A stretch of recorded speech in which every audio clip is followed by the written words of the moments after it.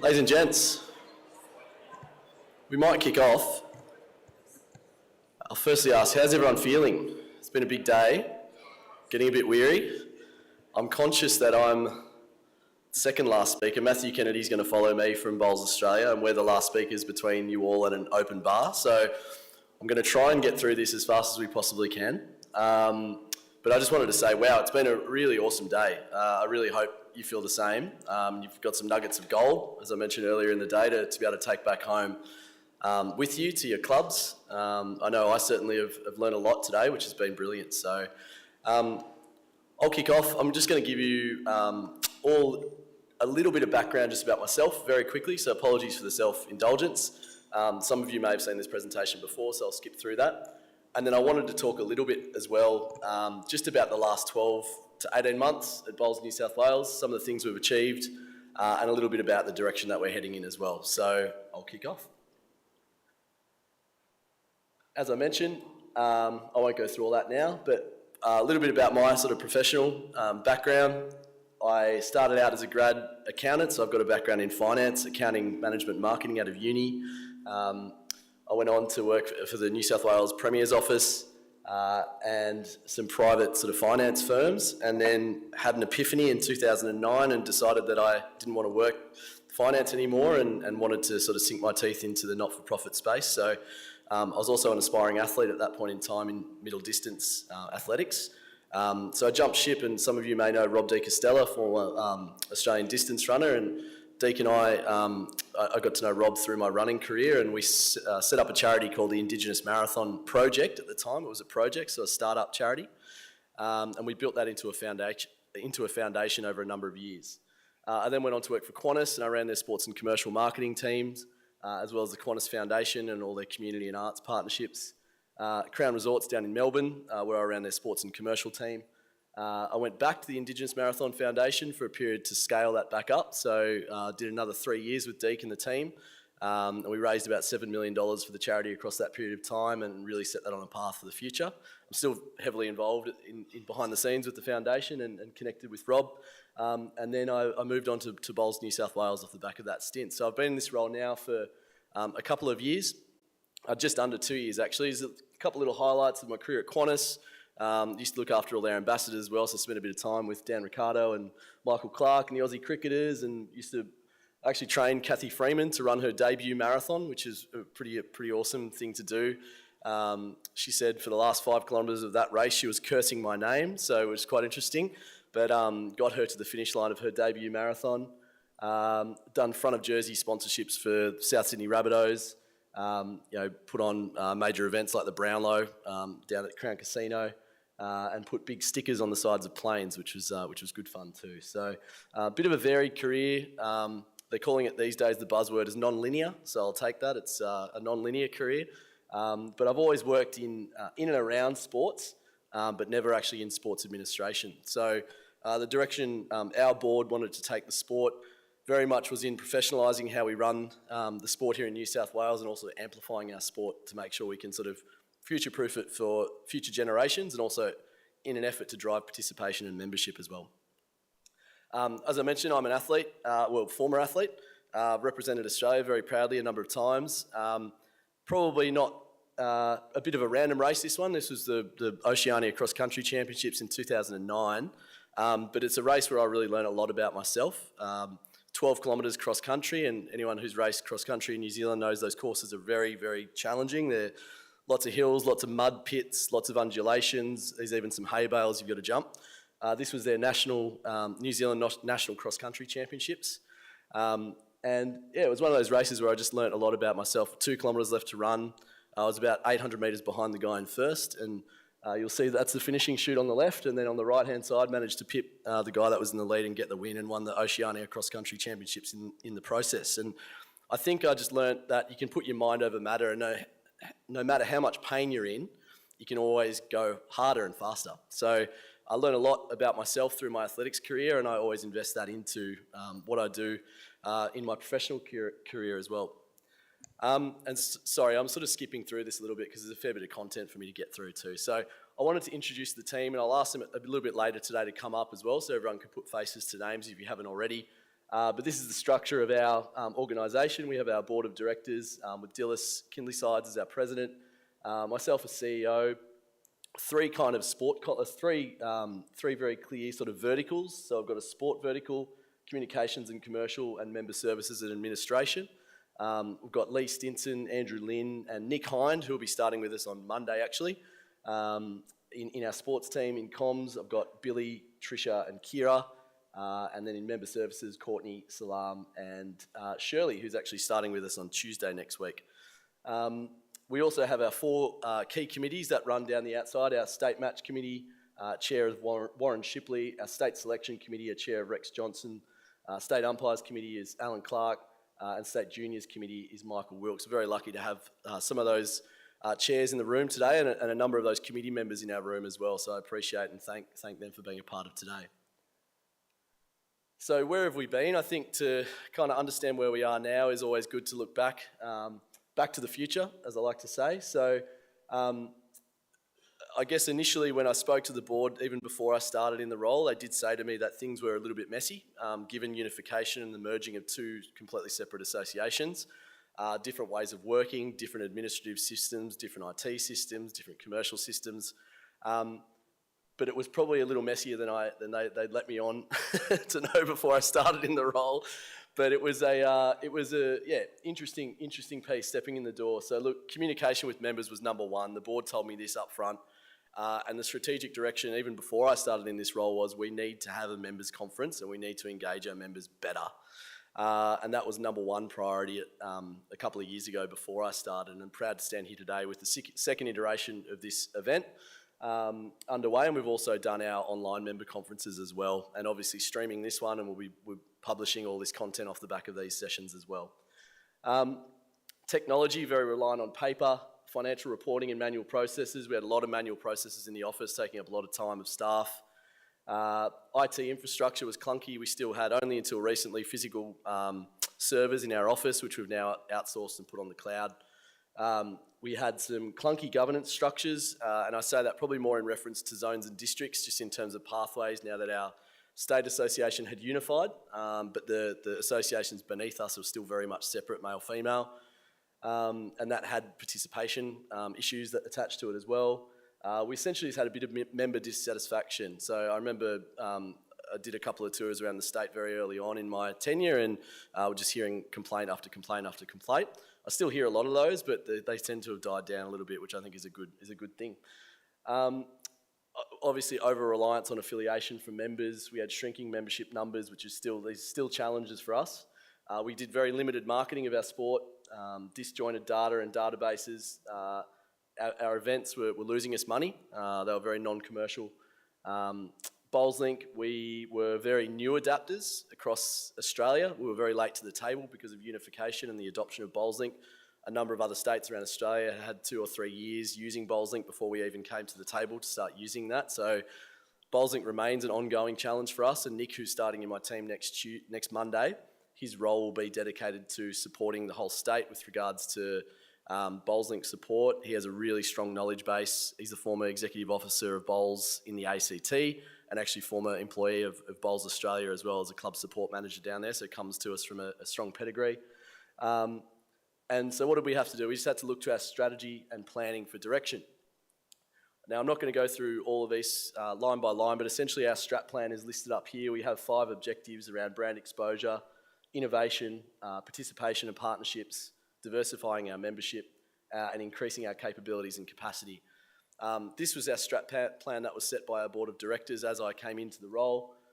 My job then was to put rubber to the road and essentially build an operational plan that built into this strat plan. So underneath that strat plan, we built out some really strong objectives. I will mention these are quite summarised. There is another document which anyone who sat through the board session would have seen the level of detail that we go into under each of these KPIs. There's different timelines and measurables and accountabilities and responsibilities attached to this. And I'm, again, not going to go through this in too much detail today, but this op plan has got us to the position that we're in today in terms of some of the highlights I'm going to talk to you about. So I stood up here this time last year and I spoke about zone and district unification. I gave everyone an update in terms of where we were going with this whole process. That process is, from a governance point of view, that is now complete as of 1 July this year. I'm sort of very proud. It was a big piece of work for everyone that was involved, and I know we had lots of zones and district representatives involved in that process as well, and there's plenty of those in the room here today, and I just wanted to say a big thank you for your cooperation through what was very much a challenging period, lots of admin, lots of process, so thank you. This was the website we had created. These were the prior governance structures, as I mentioned, clunky governance, different zones, districts, pathways, some clubs unified, others not. We asked our membership who wanted to go down the path of zone and district unification via a survey. We had a really strong number of responses to that survey. 89% of our members said yes, and there's some key issues that were highlighted through that process here. So we went down that path of zone and district unification. And I'm pleased to stand here today to present our 16 new regions across the state, which you can see up here, and I'm sure pretty much every person in this room would be a part of one of these new regions. So the support doesn't end here. We really need to make sure our regions and our region executive and administrators are supported. We're looking at putting on a conference in February next year to bring in all of our regions to give them 6 to 7 to 8 months operating time to understand just where those real pain points are. Get everyone together in a room, have an open discussion about that, and actually look to then implement some policies and frameworks to support our regions moving forward. So that's our intention into the new year. But as you can see, it's a much simpler process. The men's and women's clubs down the bottom, obviously, we've still got men's and women's bowls club, and there's some that are unified as well. These regions have been established. Obviously, we've used interactive maps, and these are available on our website. If anyone wants to go to Bowls New South Wales, you just click on the regions tab, and there's a section here which has all this information for you. You can go and have a look at all the clubs in any region across the state. So the adoption and use of technology was really important for us to be able to highlight this. Comms, as I mentioned earlier, was probably one of the key issues for us and still remains an issue. I think Matthew even says from his history and previous experience working in sports administration, it's just one of those things that you always refine. It's never done. Communication, you can always do it better. And I totally agree with that. I think we can only improve the way we operate and the way we communicate. So we increased our reach overnight. We took our database from 11,000 emails up to 28,000 emails over the course of the last 12 months. We've adopted new technology in the office using online forms and things like that to streamline office procedures and paperwork and reliance on paperwork and manual process, as well as adopting cloud-based accounting systems, which we've also implemented at regional level as well. Capturing club and region information has been a really important piece for us. So as of 1 July now, we pretty much have 99% coverage of all club information, club contacts, presidents, secretaries, regions, region committee members. So it just helps us with being able to communicate more effectively. We also have a centralised email system for regions. So meaning if a region administrator moves on or committee member moves on, there's a standardised email that we can still communicate to at region level, which is helpful. As I mentioned, Bowls Australia database on the left. This data is probably a little bit out of date now. This slide's maybe 12 months old or 9 months old. Bowls Australia's reach on the left. Initially, you see Bowls New South Wales as that second tab, and then overnight, we sort of lent on our Bowls Link data, and with permission of Matthew, we took those emails out of that system, and we can communicate way more effectively with our members. You'll see that section in orange, though, that's still a gap for us. They're just missing emails across our entire membership base. So we've got a little bit of work to go here. Obviously, we've got our members conference that we're delivering in terms of comms. Hope and trust everyone's feeling as positive as I am now about just the contents delivered today. If you're not, I really encourage you. We'll send out a post-event survey and feedback form to everyone who's attended today. And I really, really encourage you to send us all of your feedback and information in relation to the day's session, because last year we actually made some changes, pretty significant changes this year to the conference based off the feedback that we received as well. As I said, we can only just continue to refine what we're doing as we move forward. Event delivery, we sort of flipped our event model. We decided to take our events, our big sort of marquee events like the state championships, out to a regional area. So it was really awesome this year to sort of be thinking 12 months ago that we'd be taking this to Dubbo, and now we've delivered that event, the state champs in Dubbo, earlier this year. And we also announced that we'll be taking our state championships up to Ballina for early next year, which will be, it's a great location to take bowls to, but also just showing a bit of love for our regional areas as well. We've also flipped these event models. So previously, I think I mentioned in one of the sessions earlier, one of these events used to cost us close to $100,000 a year to run. In Ballina next year, because of the way we've been engaging council and negotiating commercial deals directly with clubs as well, we've been able to make this event now wash its face. So it's a net neutral, essentially zero net position. So that means there's more money for us to put back into the sport and promote the sport moving forward.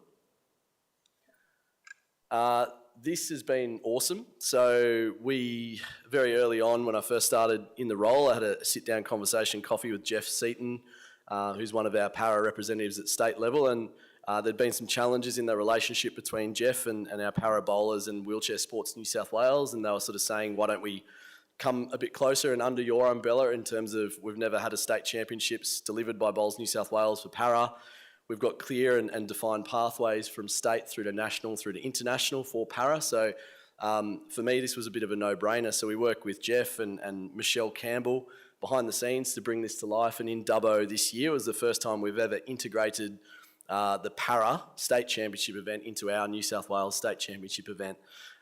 This was brilliant, not only just for people like Lloyd and some of the content that actually came out of that championships, but just the sense of community that came out of those first few days of the state champs. I'm not too sure if there's anyone in the room that was a part of that event or involved in the para component of our state champs in Dubbo, but it just brought an entire new element to that event, which resounded with the local community, which was brilliant. And we'll be doing the same again for Ballina next year. We also delivered the inaugural All Abilities Test Series, so we'd never run a standalone. I think anyone that was here last night would have heard Jimmy Reynolds talk about this, and it's to us, they're kind of small changes, but they're really significant for our participants. And you can't be what you can't see as well. So we're elevating these athletes to a platform where people can actually see them. So we're also now in the process of setting a strategy to collaborate with sort of key stakeholders across the state. We've put on multi-disability classification days. We've done, I think, one or two of those now, Lee. We've got one coming up for players if they want to get classified and actually progress through pathways at para level within the sport in New South Wales. But we're also looking at getting medical classifiers classified as well, because it's really important to have that workforce in place. At the moment, I think we only have one medical classifier, not even one medical classifier in New South Wales. We have to fly someone in from South Australia. So we're really trying to build that workforce. So it's been a strong focus of ours. And I want to play a short video just in relation to our All Abilities. What does it mean to play for New South Wales? Fantastic. I've learnt a lot, they're beautiful people, and the experience has been wonderful. It's a real privilege to finally get back in the Blues jersey, and especially this is the inaugural All Abilities series. There's never been one previously, so to be a part of that and representing New South Wales is a real privilege and honour for myself and all the other players that have been selected for this week. What I love about bowls is everyone can play it, and like no boundaries, and like I played some of the best bowlers in the world. My feelings about the first ever test, I'm honoured to be a part of it. Win, lose, I'll be doing my best, and that's it. The accessibility is great. There's so many clubs around, and it's for everybody. Playing with fantastic people, as well as learning a sport from my disability, from having nothing to being able to play for New South Wales. There are not so many sports, if you look at the elite level, that you can have a disability and compete with everyone else on the same playing level. So that's probably why I like the sport so much. And I think Jimmy just hits the nail on the head there at the end, which is absolutely brilliant. Our sport in bowls is just such a leveller, and that's why I love it. We've also looked to put on some new events across the course of the year. So we've been we actually worked with Cabramatta Bowls Club earlier this year and put on a big multicultural come and try day for Western Suburbs. We had over 1,000 Chinese and Vietnamese people come to the greens at the Cabramatta and have a roll up there, which was pretty amazing. So that's the first of a few different initiatives we're looking to put in place over the coming 12 months. And I should mention too, through the Office of Sport, it's a really strong focus for the Office of Sport at the moment is minority participation, particularly multicultural, female participation and multi-disability as well. So Kerry, who presented earlier today and who sat through her session, would have heard a little bit from her around participation and some of the barriers that are in place.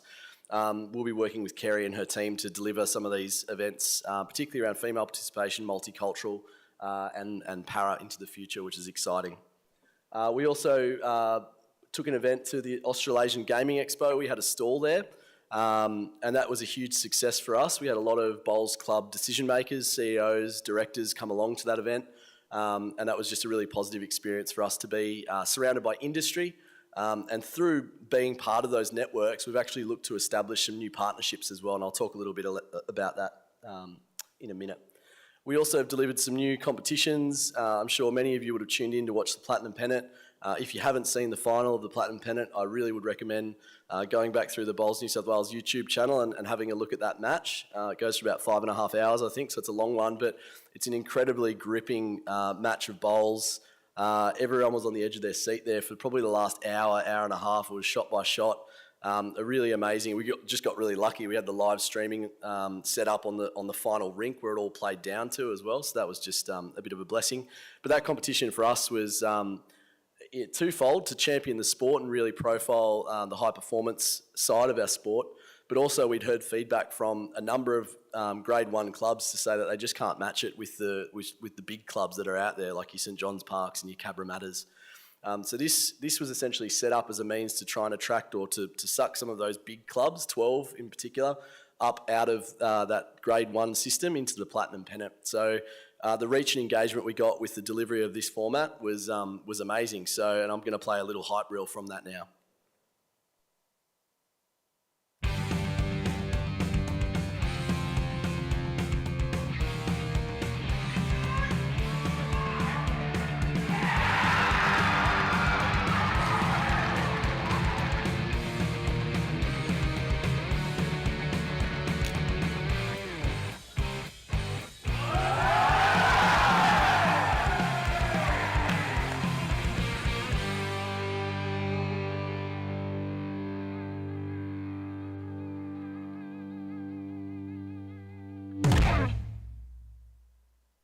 So again, I think that just highlights the diversity of our sport too. So the team that went on, Cabra, that went on to win that event, had Jimmy Reynolds in that team, multi-disability, and they had, I think it was 3 or 4 female representatives in that team as well, which is awesome. They won that entire competition. So I don't think there was any other club that had a female rep at platinum level. So amazing just to see that diversity on full display and actually recognised through winning the entire championship. So these are just some stats around the YouTube live stream that we got off the back of that. I won't run through all those, but you'll just see this huge viewership hours that we get right across, not just in New South Wales, but right across Australia and around the world as well. We get people tuning in from all over, which is great. And through this relationship, or through this event, we actually, and through being at industry events like the Australasian Gaming Expo and building relationships, we've actually secured TAB as a naming rights sponsor for the Platinum Pennant for next year, which is really exciting as well. So they've invested in a sponsorship sense with us to bring that to life, and they're also going to be sponsoring our New South Wales State Championships event up in Ballina too, which is great. As I mentioned, we brought on some partners recently, which has been great. So P&O Cruises have been a fantastic partner for us over the last 18 months. And TAB have just come on board recently as a naming rights partner, which is excellent. There's still a bit of work for us to do in this space. We're probably a little bit under-resourced, to be honest. You almost need a dedicated role to be chasing those BD leads and securing those deals. But these are some pretty big brands. We probably haven't played in this space before as an association at state level. So it's really pleasing to know and to see that there are big brands that are interested in working with us at state level. It's just a matter of us unearthing those and working hard to do that. We've run 2 major marketing campaigns, the first of which was the Sounds Like Your Local campaign, and you might have heard, anyone who attended the marketing session might have heard a little bit about that today. It was essentially top of the funnel, and I'll talk about that in a little bit too. There's just some simple creatives we ran online. The second of which was called the benefits of bowls. So we sort of spoke to the benefits of playing bowls and pushed this out to a digital audience online. These all link back to a landing page where people could go and check what their local club was. They type in their postcode or type in their suburb name, and it would come up with a list of clubs nearby.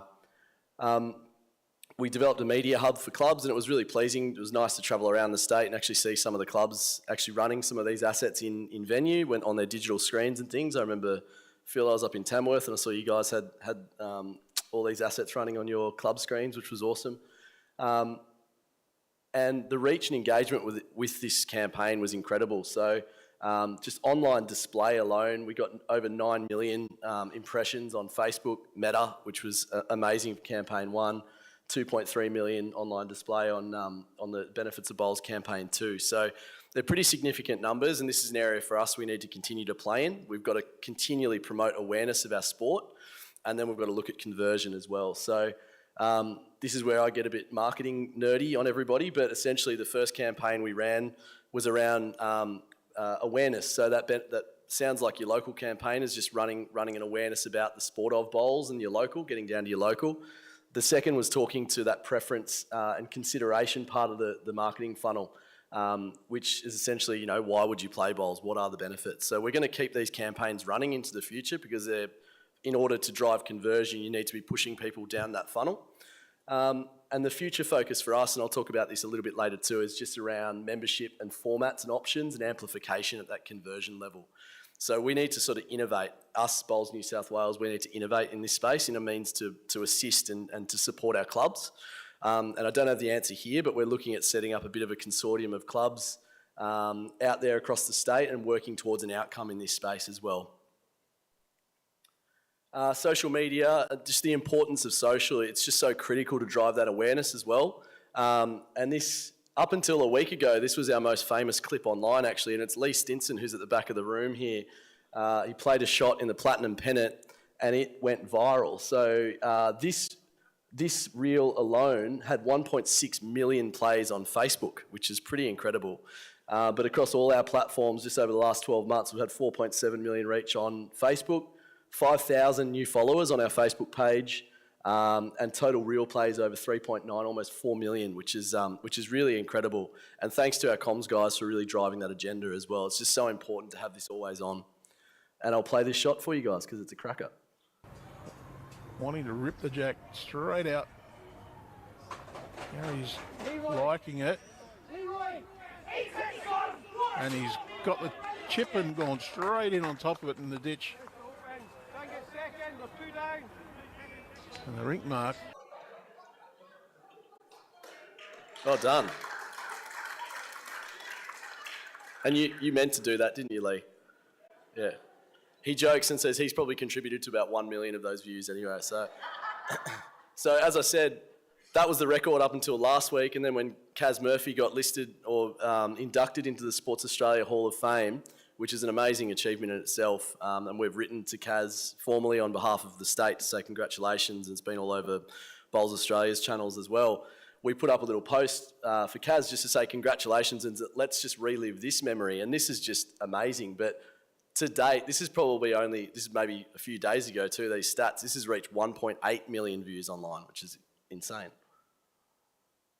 There's no sound on this one either.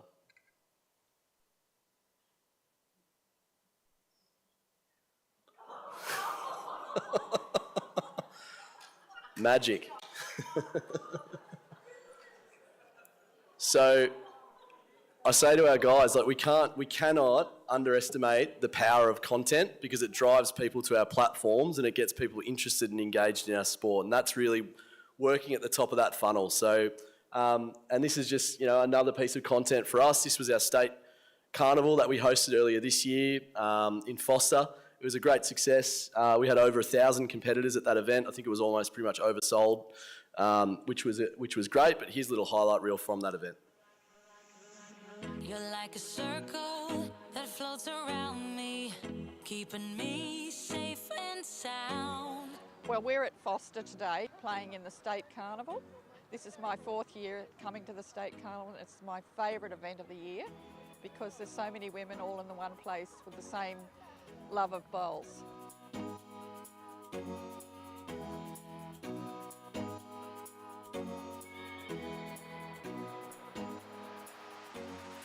So my favourite thing about this event is the friendship, definitely the friendship.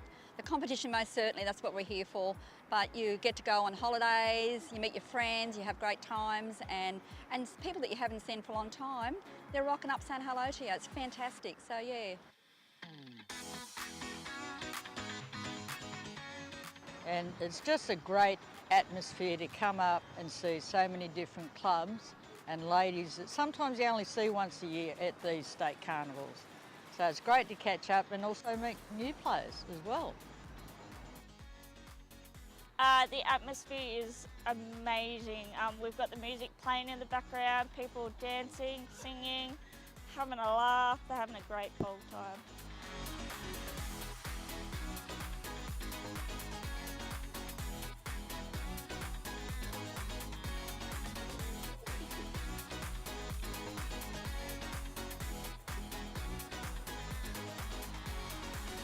Anybody that's thinking of coming to the State Carnival, I suggest you do it.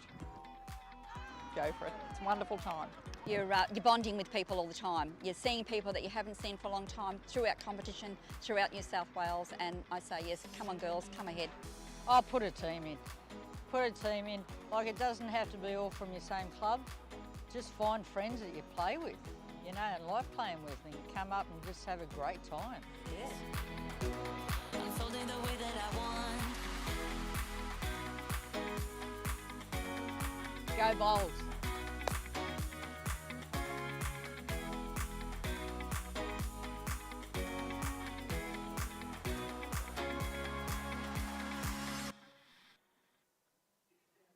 So our theory on this content is you can't be what you can't see. So you're going to see more of this coming out from Bowls New South Wales into the future. I'll move on now, and I'm going to move pretty quickly because I'm conscious of time as well. But we won a couple of awards earlier in this year at the New South Wales Community Sports Awards. So up against all the biggest and best states in biggest and best sports, should I say, in New South Wales. Our very president, Dilys Kinley-Syers, actually took out the Volunteer Director of the Year Award, which was a fantastic achievement and an amazing reflection of just the hard work that Dilys has put in, particularly over the last couple of years in everything, association unification, zone and district unification, and just running our board as well and running the organisation. So it was just dessert for Dilys to get that recognition at that awards night. And we also won the Community Event of the Year, as I mentioned, for our Bowls New South Wales Dubbo State Champs. This one is, yes, well, thanks. Again, New South Wales Sport put on a really big awards night, so this is for all of the best and the NRLs and your Jess Foxes of New South Wales to come back and get celebrated as Olympians and amazing people, and they put it on at the ICC in Sydney, and this is coming up on the 25th of November. Bowls New South Wales have actually been shortlisted as a finalist in category of Organisation of the Year in New South Wales. So we're up against some really heavy hitters in that space, so it's pretty incredible for us as a small little organisation to be listed just as a finalist, and we heard that there were a heap of nominees put into this category as well. So I think it's a really strong reflection just of the direction that the board have been giving our organisation and also just the output of my team as well. So I just wanted to give everyone a round of applause just for this one in particular. And keep your fingers and toes crossed for the 25th of November as well, please. So.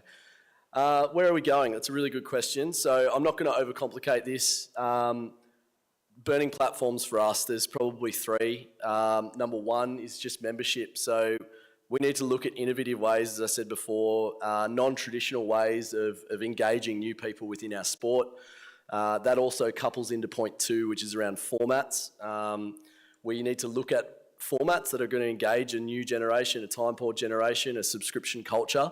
And again, I don't have the answers in that space, but we are going to be working into this space heavily over the next 12 months and looking to assist you as clubs in this space as well, and marketing and promotion of our sport. You'll notice that we've started our journey in that space, and that'll continue to go into the future as well. So I think that's it from me, and I'm probably out of time to take questions, so I apologise because I'm a bit over time. We've got Matthew coming up too, but I'll come up after Matthew presents to say thanks and do a formal wrap-up as well. But thank you so much for everyone's time, and I'll hand to Matthew.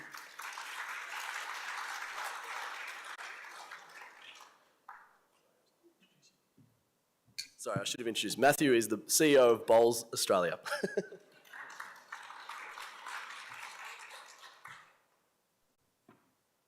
Thanks a lot, Tim, and good afternoon, everyone. Last presentation of the day. Conscious of time, I promise to keep it to 10 minutes max, if that's okay. So I'll get straight into it. First of all, a big thank you. And the font's gone small there for some reason. Imagine that big's really big.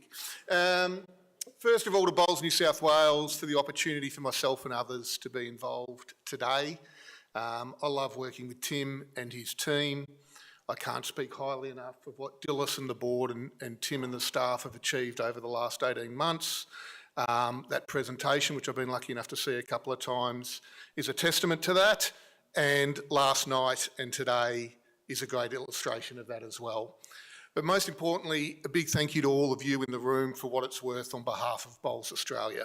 I've only ever worked in sport management for over 3 decades, mainly at state level, 8 years at Cricket Victoria, 10 years at the International Cricket Council, 8 years as CEO of Tennis Victoria, 3 years at Swimming Australia, and now I've been lucky enough to be just under 2 years at Bowls Australia.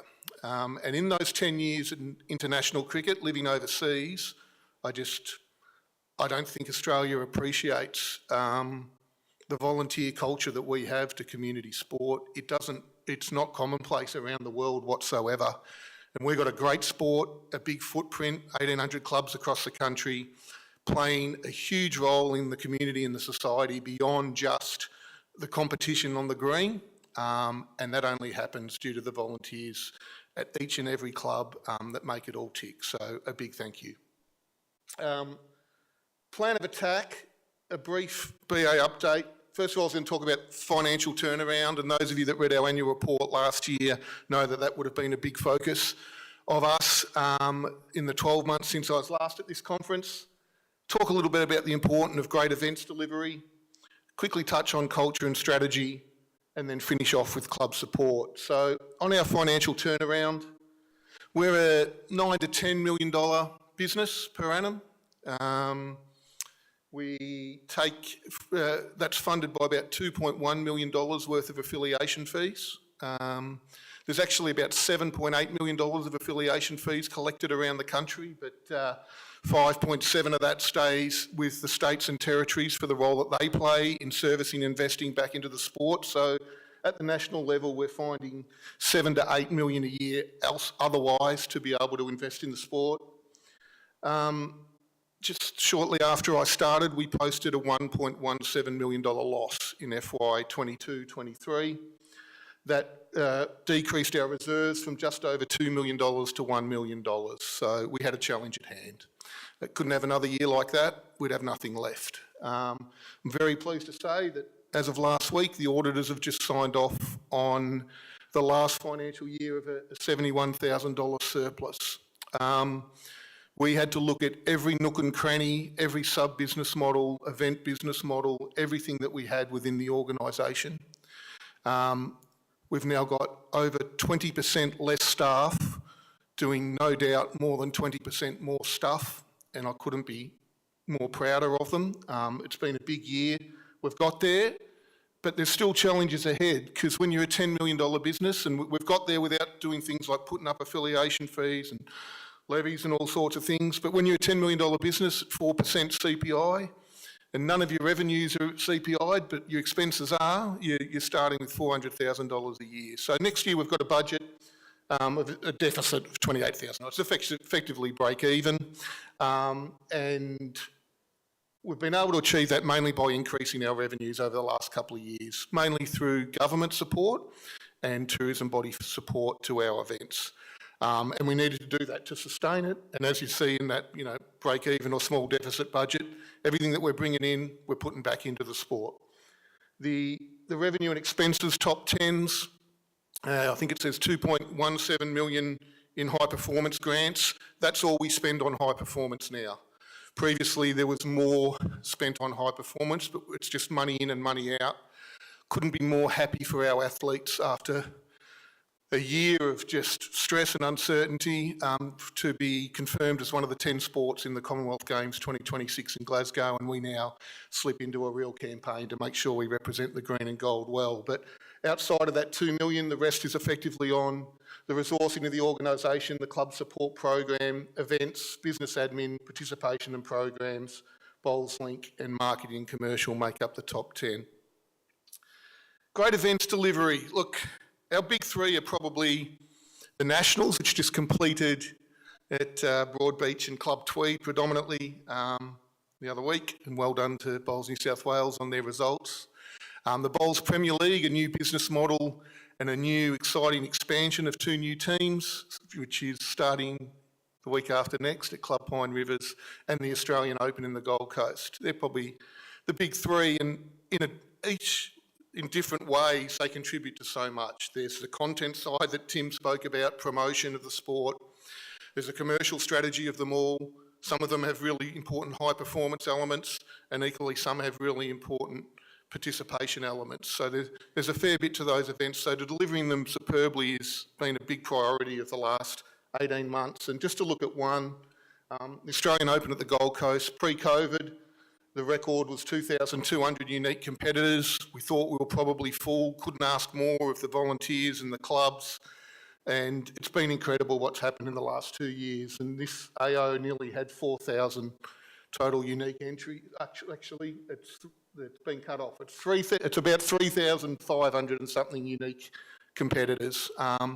And it was that sort of effort over the last year or so, and the great support of all those players that come, and the wonderful event that it is that saw us be able to strike a deal for it to be supported by Tourism and Events Queensland and Events Gold Coast for another 5 years, which is great. Culture and strategy. I'm a card-carrying member of the Culture Eat Strategy for Breakfast Club, and we do a lot of work around that with our staff and also with all of the athletes and the Jackaroo squads around values and behaviours. But equally, strategy is absolutely vital, and we're currently reviewing our strategic plan. We've got a bit of a classic sports strategic plan that was adopted back in 2022 that in many ways seeks to be all things to everybody.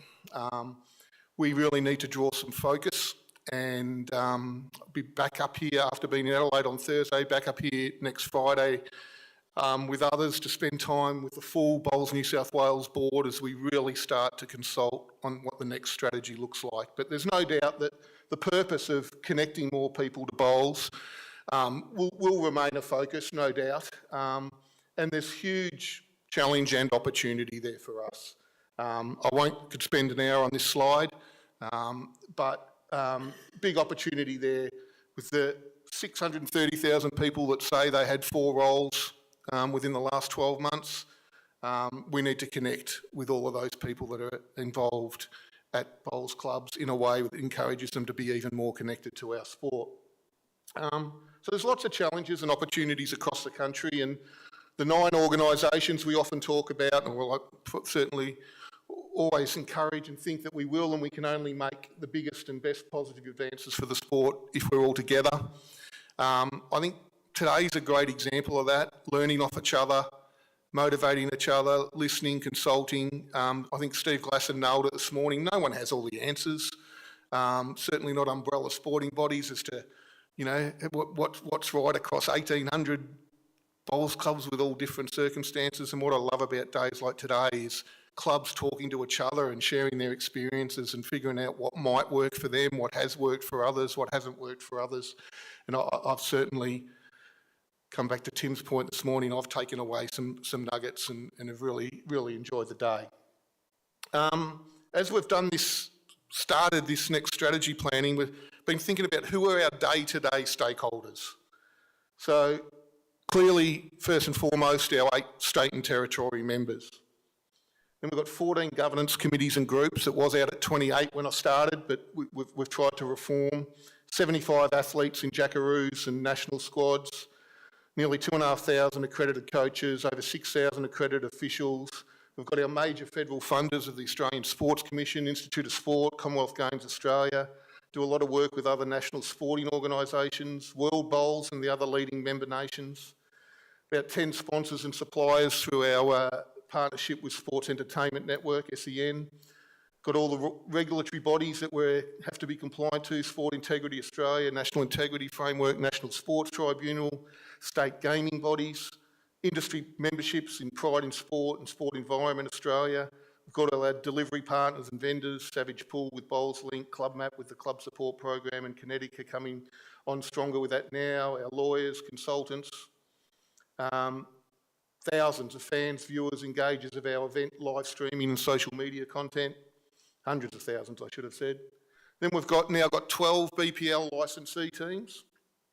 We've got major state government tourism body events, as I mentioned, TEQ and Experience Gold Coast, but also Tourism WA, where the Nationals are going back in 2026, and Events Tasmania for the Nationals next year. And we've got SEN as our production and broadcast partner. Then there's that nearly 1,800 clubs, 150,000 pennant players, 470,000 club members, the 600,000 I mentioned, 21 national merchandise program licensees, 3,500 individual national event participants that have a direct relationship with the national body, about 20 national event host clubs, nearly 1,000 national event volunteers and officials. And I suppose when I look at that, the yellows, most other national sporting organisations have them, but we have them big. We're a large number compared to our peers. The blacks depend on if you have a commercial event broadcast setup, which we do have, not everyone does. And the greens are quite unique because our peer national sporting organisations, most of them, apart from the big commercial huge sports, don't have that direct club support program investment and workforce, which brings all of those. So long and short, lots of different competing interests and lots of opinions, but that's great. But why it's super important that we have a really clear and well-considered strategic plan and anchor, and that's what we'll be working towards. To finish off, club support. We revamped the club support program about a year ago.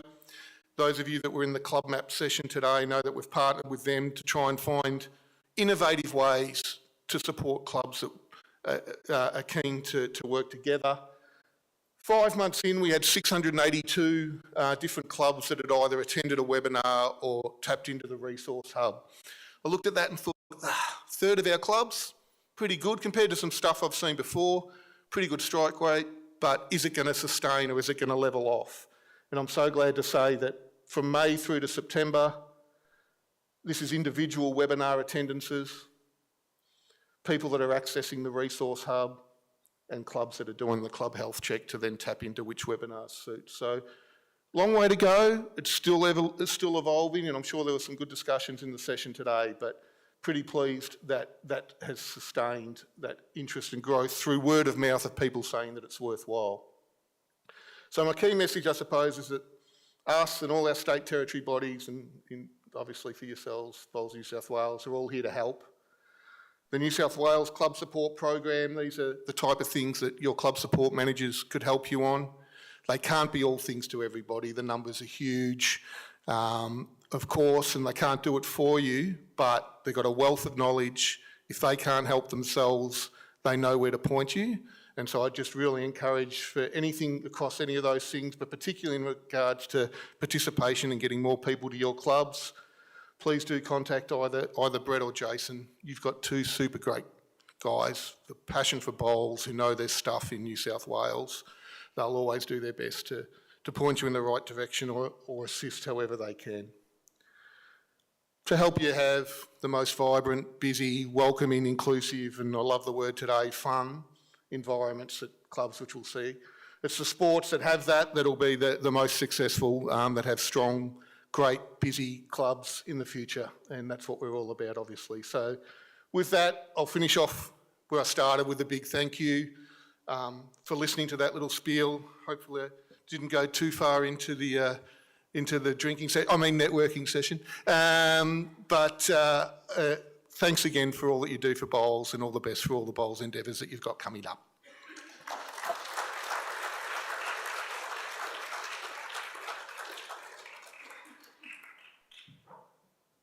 Thanks very much for that, Matthew. And I'll just echo Matthew's words on that club support program. And our CSMs here in New South Wales are a fantastic resource for you. I'm not sure if Brett is still here. He might have ducked off. Here he is. Brett's over here. For those that don't know, Brett Hughes. Brett's over the back here.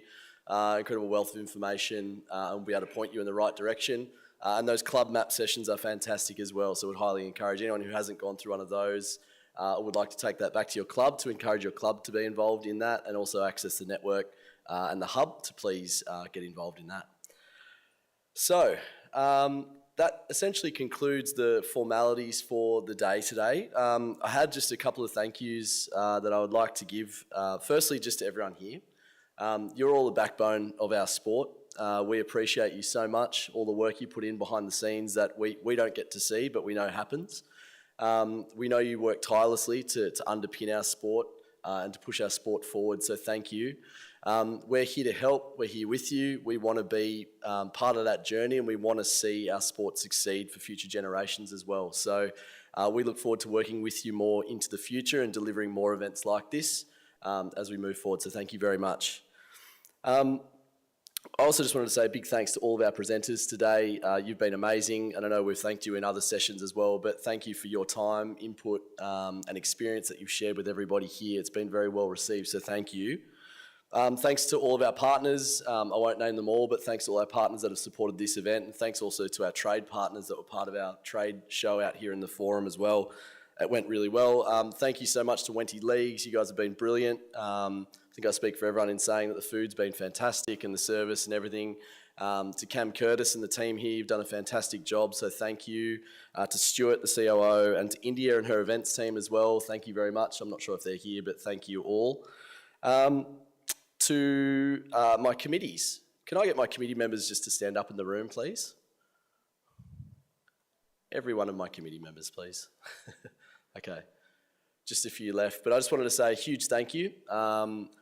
Most of you in the room wouldn't see the work that goes in behind the scenes at committee level, but each of these individuals absolutely stretches themselves for our sport as well and for Bowls New South Wales. So I wanted to acknowledge you all and say a big thank you on behalf of our team and the association as well.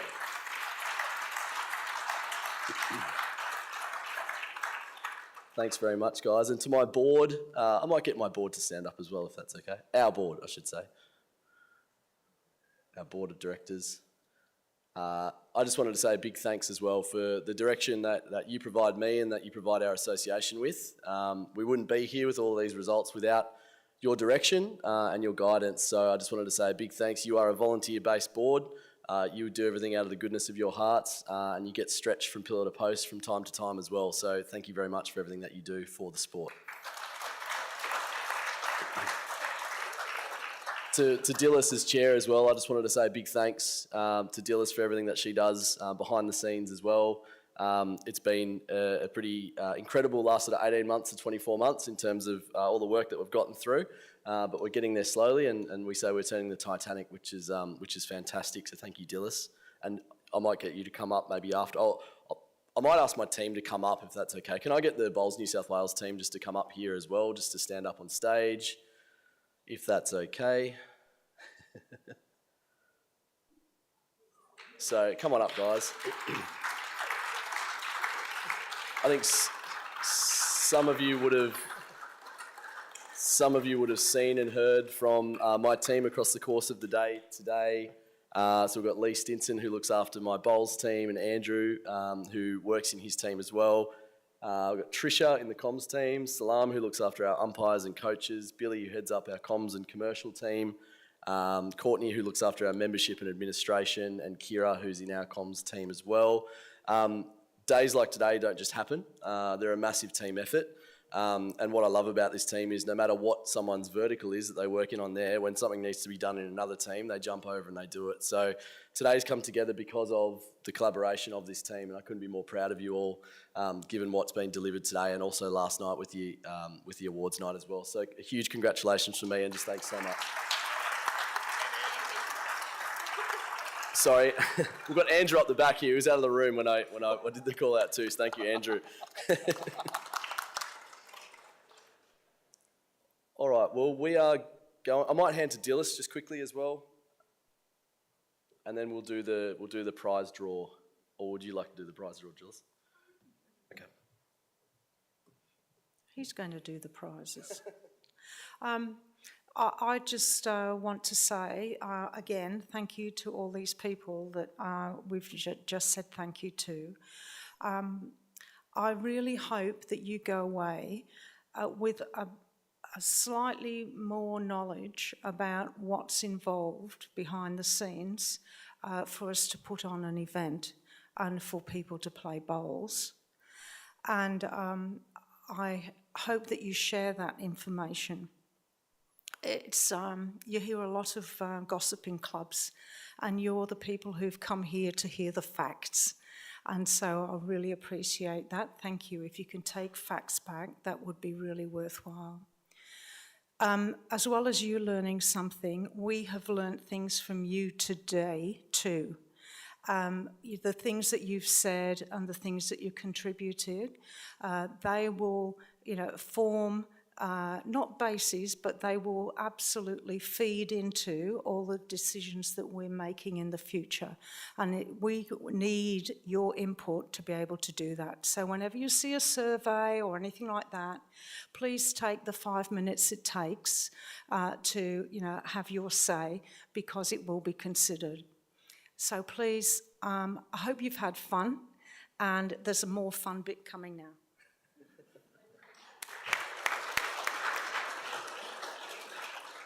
All right, now for the fun stuff. Here we go. I'll ask Lee to, what are we doing? Oh, here we go. Matthew's going to draw it out. So the winner of this prize wins a Drake's Pride bowls kit, which comprises of a set of bowls, a bowls travel bag, a few other things. Shoes, bowl shoes, and a few other things, which is exciting. And thanks to Drake's Pride for giving that to us. I think it was at wholesale price, so thank you, Drake's, for coming to the table on that one. So without further ado, the winner... Peter Smith, Richmond Memorial. Peter Smith, Richmond Memorial.